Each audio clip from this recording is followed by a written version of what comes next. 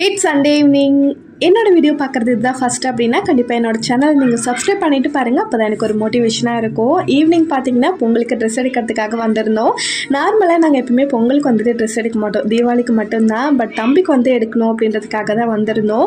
இந்த shirt type அந்த வேட்டி சட்டை மாதிரி எடுக்கலாம் அப்படின்றதுக்காக தான். அதிலே வந்துட்டு ஒவ்வொரு கலர் ஷர்ட்டுக்கும் ஒவ்வொரு கலர் அந்த கண்ணாடி வந்து கொடுத்துருந்தாங்க.